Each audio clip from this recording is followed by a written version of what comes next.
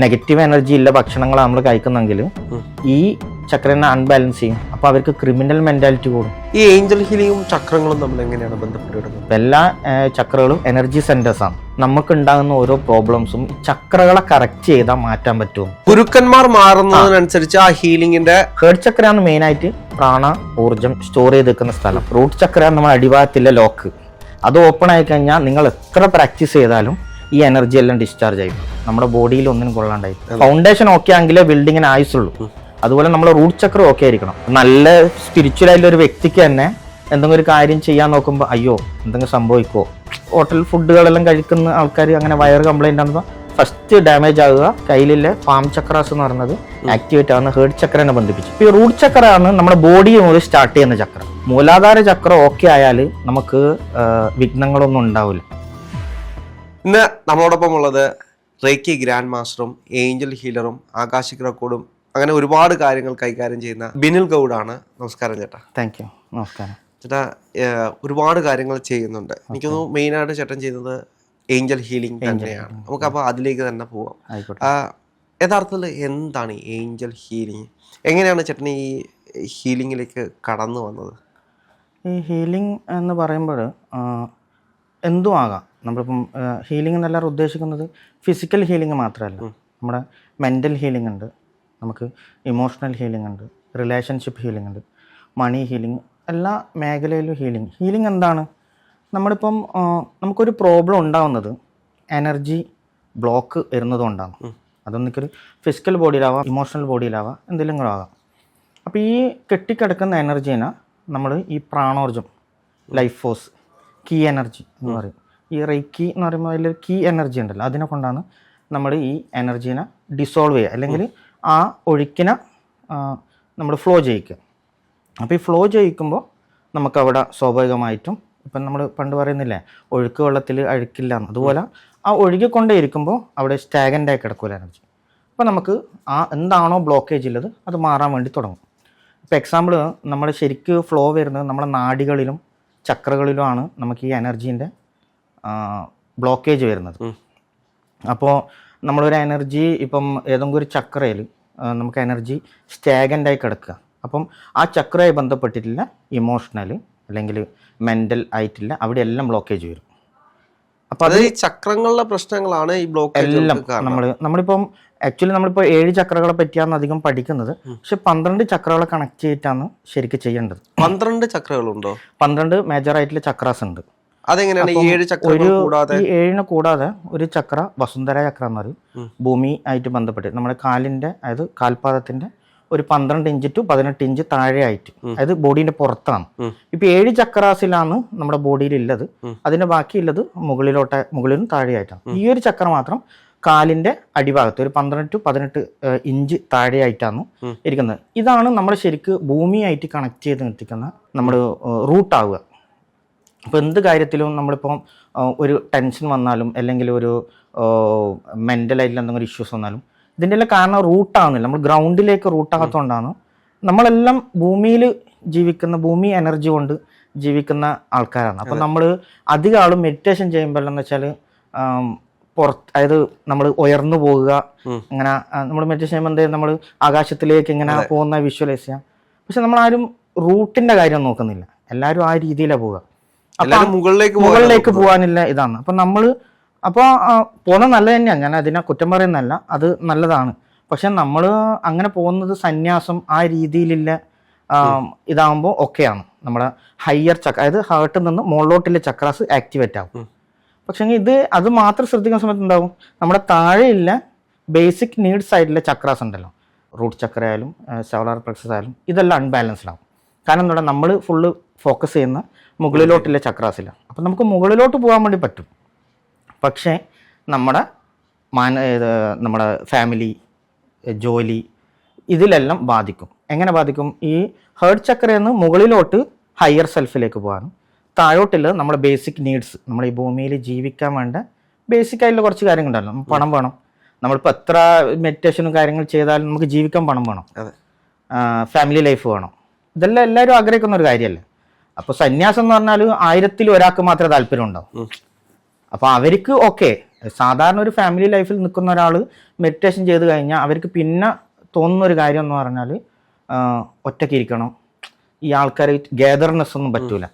അപ്പോൾ ഇങ്ങനെ ചെയ്യുന്ന സമയത്ത് ബാക്കിയുള്ള ആൾക്കാർക്ക് അതൊരു അസ്വസ്ഥതയാവും.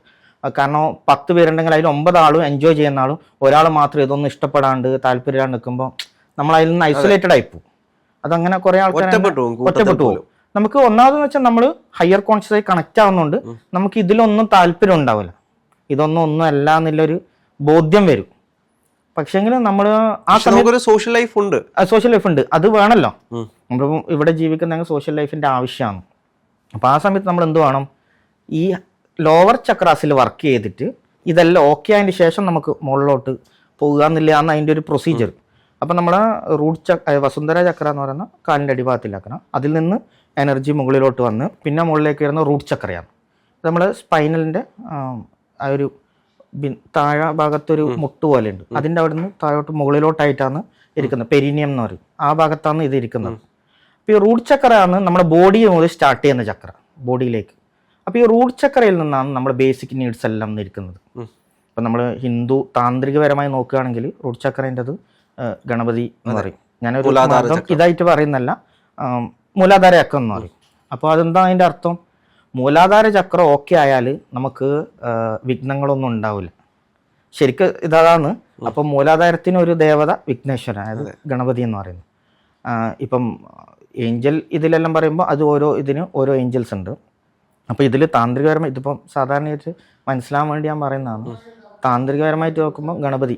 അപ്പം നമ്മൾ വിഘ്നങ്ങൾ ഇല്ലാണ്ട് നിൽക്കണ്ടെങ്കിൽ മൂലാധാര ചക്രം ഓക്കെയാണ്.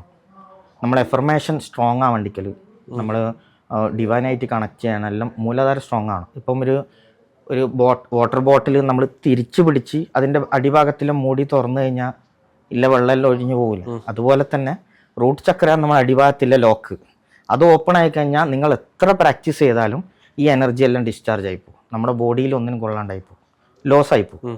നമ്മൾ ആദ്യം മൂലാധാരം ബന്ധിക്കാന്നില്ല ഇതിൽ തന്നെയുണ്ട്. എല്ലാ ഇതിലും റൂട്ട് ചക്ര ഓക്കെ ആയിരിക്കണം. റൂട്ട് ചക്രനെ പറ്റി ആരും അങ്ങനെ അധികം എല്ലാവരും തേർഡ് ഐനെ പറ്റിയിട്ട് ഞാൻ പറയുന്നത് കേൾക്കല്ലോ. തേർഡ് ഐ, ക്രൗൺ ചക്ര, ഇതെല്ലാം ആൾക്കാർക്ക് വേണ്ടത്. റൂട്ട് ചക്ര അങ്ങനെ ആരും റൂട്ട് ചക്ര എങ്ങനെ ഇത് ചെയ്യാന്നല്ലോ ചോദിക്കുന്ന ആരും ഇതുവരെ അങ്ങനെ കേട്ടിട്ടില്ല. ആദ്യം തുടങ്ങുന്ന റൂട്ട് ചക്രയാണ്. റൂട്ട് ചക്ര കാരണം നമ്മൾ ഏതൊരു ബിൽഡിംഗ് എടുക്കണ്ടെങ്കിലും എത്ര നല്ല ബിൽഡിംഗ് ആയാലും നമ്മുടെ അടിത്തറ ഫൗണ്ടേഷൻ ഓക്കെ ആണെങ്കിലേ ബിൽഡിങ്ങിന് ആയുസുള്ളൂ. അതുപോലെ നമ്മളെ റൂട്ട് ചക്ര ഓക്കെ ആയിരിക്കണം. നമ്മളെ എല്ലാ ചക്രകളിൽ നിന്നും വരുന്ന നെഗറ്റീവ് എനർജീസ്, അതായത് ചക്രകൾ ജനറേറ്റ് ചെയ്യുന്ന എനർജീസ് ഉണ്ടാവില്ല, നമ്മൾ അട്രാക്ട് ചെയ്തതും അതെല്ലാം അടിഞ്ഞുകൂടി കിടക്കുക ഈ റൂട്ട് ചക്രയിലാണ്. അപ്പോഴാണ് റൂട്ട് ചക്രയിൽ അടിഞ്ഞുകൂടി കിടക്കുമ്പോഴാണ് നമ്മളെ ഫിസിക്കൽ ബോഡിയിൽ പ്രോബ്ലംസ് ആരംഭിക്കുക. കാരണം റൂട്ട് ചക്രയുമായി ബന്ധപ്പെട്ടിട്ട് അഡ്രിനാലിൻ ഗ്ലാൻഡ് നമ്മൾ പേടിക്കുന്ന സമയത്ത് ഇത് കൂടുതലായിട്ട് ഇതുണ്ടാവും. അപ്പോൾ റൂട്ട് ചക്ര ഓക്കെ അല്ലാത്ത ഒരാൾക്ക് ഭയങ്കര പേടിയായിരിക്കും. നല്ല സ്പിരിച്വലായിട്ടുള്ള ഒരു വ്യക്തിക്ക് തന്നെ എന്തെങ്കിലും ഒരു കാര്യം ചെയ്യാൻ നോക്കുമ്പോൾ അയ്യോ എന്തെങ്കിലും സംഭവിക്കുമോ, ആ പേടി ഉണ്ടെങ്കിൽ അതിൻ്റെ അർത്ഥം റൂട്ട് ചക്ര ഓക്കെ അല്ല. അപ്പോൾ മൂലാധാരം ബന്ധിച്ചില്ലെങ്കിൽ മുഴുവൻ വിഘ്നങ്ങളായിരിക്കും. നമ്മൾ ഒരു കാര്യത്തിന് ഇറങ്ങുമ്പോൾ നമ്മൾ പേടിച്ചുകൊണ്ട് ഇറങ്ങുമ്പോൾ ഈ ഭയം ഒരു എനർജി ആയിട്ട് നമ്മൾ ഓറയിൽ ഉണ്ടാവും, നമ്മൾ ഓറയെ ഡിസ്റ്റർബ് ചെയ്യും. അപ്പോൾ ഈ ഓറയെ ഡിസ്റ്റർബ് ചെയ്യുന്ന സമയത്ത് നമ്മളൊരാളായിട്ട് നമ്മൾ സംസാരിക്കുമ്പോഴോ അല്ലെങ്കിലോ അയാൾക്കൊരു അസ്വസ്ഥത തോന്നും. അപ്പം നമ്മൾ എക്സാമ്പിൾ ഒരു സൈൻ ചെയ്യിക്കാൻ ഒരു പേപ്പർ സൈൻ ചെയ്യാൻ വേണ്ടി പോവുക, നമ്മൾ കയറി ചെല്ലുമ്പോൾ തന്നെ ആൾക്ക് ഇറിറ്റേറ്റഡ് ആകുന്നുണ്ടെങ്കിൽ അയാൾ ഒരിക്കലും ആ സൈൻ ചെയ്ത് തരില്ല. അയാൾ ഇന്ന് വേണ്ട നാളെ വാന്ന് പറയും. അതേസമയം നമ്മളെ കാണുമ്പോൾ തന്നെ പ്ലസൻ്റ് ആയിട്ട് തോന്നുക, നമ്മൾ സന്തോഷം തോന്നുമ്പോൾ അദ്ദേഹം വേഗം തന്നെ ആ കാര്യങ്ങൾ ചെയ്തു തരും. അല്ലെങ്കിൽ ഓട്ടോമാറ്റിക്കായിട്ട് ആൾ ഇങ്ങോട്ട് വന്നിട്ട് എന്താ ചെയ്തു തരേണ്ടതെന്ന് ചോദിക്കും. അപ്പം അതിനെല്ലാം ബേസ് വേണ്ട മൂലാധാര. പിന്നെ മൂലാധാരം കഴിഞ്ഞ് അടുത്ത തുടങ്ങുന്നത് നമ്മുടെ സാക്രൽ ചക്രയാണ്, സ്വാദിഷ്ഠാനം. അതിൽ തന്നെയുണ്ട് സ്വാദ്, നമ്മളെ സ്വാദുമായി ബന്ധപ്പെട്ടിട്ടാണ്. നമ്മൾ സ്വാദുമായി ബന്ധപ്പെട്ടിട്ട് പല ഭക്ഷണങ്ങളും കഴിക്കും സ്വാദിന് വേണ്ടിയിട്ട്. അപ്പോൾ ഈ ഭക്ഷണത്തിൽ ഉണ്ടാകുന്ന വിഷാംശം അല്ലെങ്കിൽ സ്വാദിന് വേണ്ടി നമ്മൾ പലതും കഴിക്കുന്നില്ലേ, അതെല്ലാം എവിടെയാ കംപ്ലൈന്റ് ആക്കുക? സാക്രൽ ചക്ര, അതായത് സ്വാദിഷ്ഠാനത്തിനാ കംപ്ലൈന്റ് ആക്കും. അപ്പൊ സ്വാദ് നോക്കി പോകാണ്ട് നമ്മളെ ടേസ്റ്റ് ആണല്ലോ, ഫുഡിന് മാത്രമല്ല ഓരോൾക്ക് ഓരോ ടേസ്റ്റ് ഉണ്ടാവല്ലോ എന്തിലും.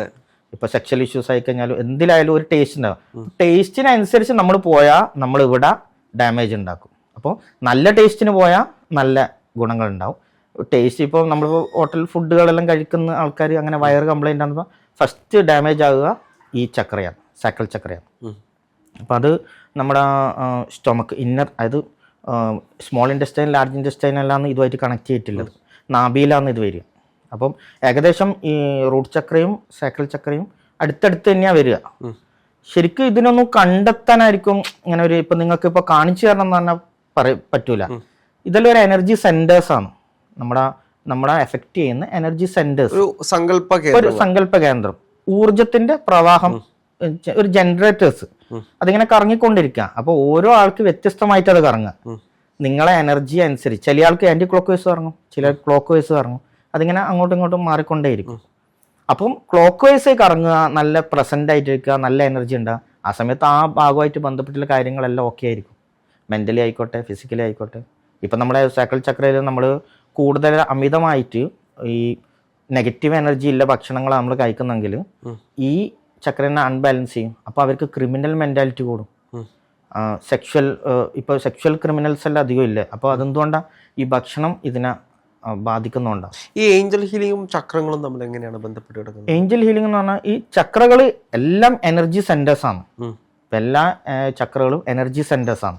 അപ്പോൾ ഈ എനർജി സെന്റേഴ്സിനെ നമുക്ക് മുന്നേ ഇല്ല ഗുരുക്കന്മാർ കണ്ടെത്തിയിട്ടുണ്ട്.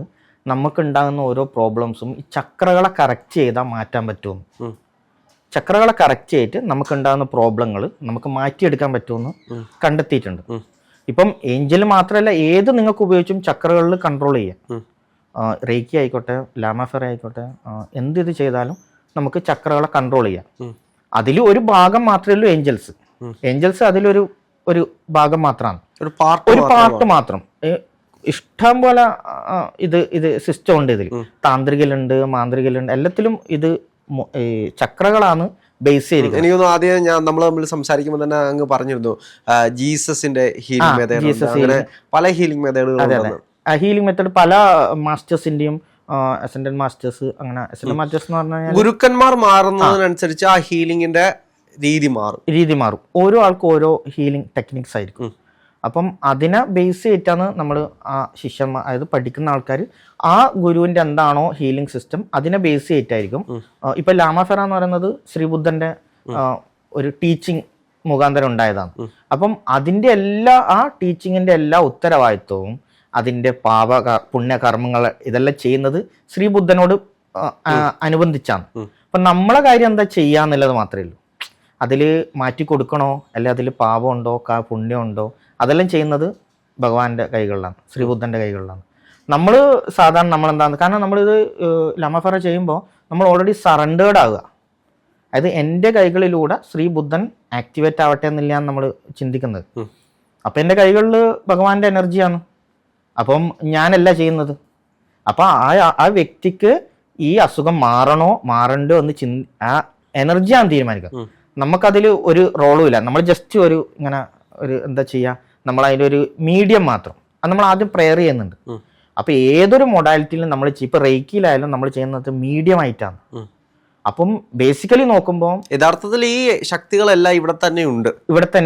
അതിന്റെ ഒരു മീഡിയം മാത്രമായിട്ട് ആ ഒരു ഗുരുവിനെ വിളിച്ചിട്ട് ആ എനർജി നമ്മളിലേക്ക് കൊണ്ടുവന്ന് ചെയ്യുക, അത്രയേ ഉള്ളൂ.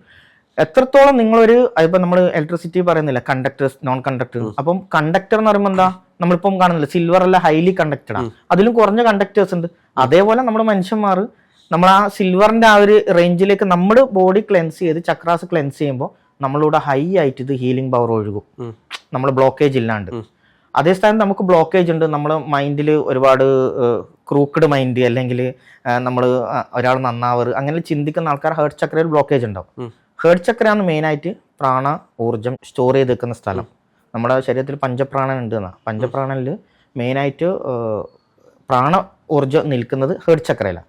അപ്പം ഹീലിങ്ങിന് വേണ്ടത് ഹേർട്ട് ചക്ര. കാരണം ഹേർട്ട് ചക്രയെ കണക്ട് ചെയ്തിട്ടാണ് നമ്മുടെ കയ്യിലെ പാം ചക്രാസ് എന്ന് പറയുന്നത് ആക്ടിവേറ്റ് ആകുന്ന ഹേർട്ട് ചക്രനെ ബന്ധിപ്പിച്ചിട്ടാണ്.